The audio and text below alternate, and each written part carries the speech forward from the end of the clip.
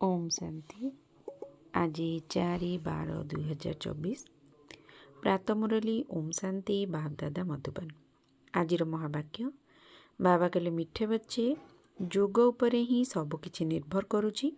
जोग द्वारा ही तुमे मधुर स्वभावयुक्त होइजिब। जोगरे ही मायार युद्ध चली थाए। प्रश्न एही ड्रामारे केउ रहस्य बहुत विचार योग्य अटे जहाकु तुमे पिला माने ही जानिछ।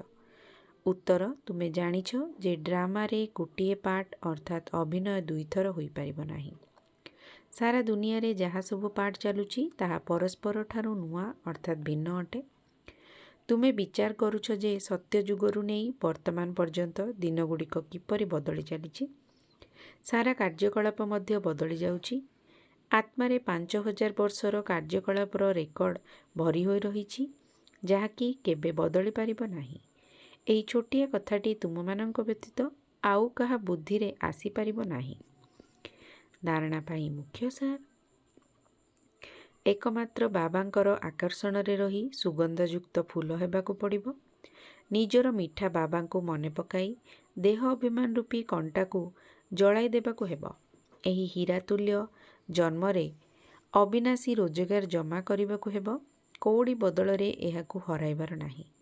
एकमात्र बाबांक सहित प्रकृत स्नेह रखिबाकू हेबो एवं सेही जनकर ही संगरे रहिबाकू हेबो।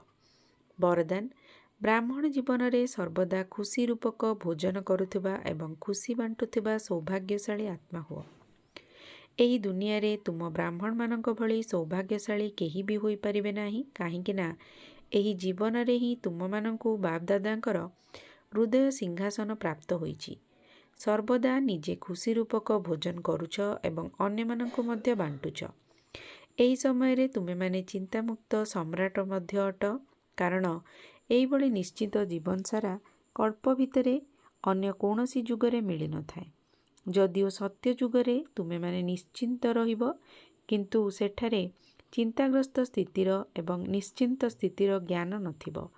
एबे तुम भितरे ज्ञान अछि सेतिपाई अंतररु बाहरुछि मो भली सौभाग्यशाली आउ केही नाही। स्लोगान संगम जुगर स्वराज्य अधिकारी ही भविष्यतरे विश्व राज्य अधिकारी होइथांती। ओम शांति।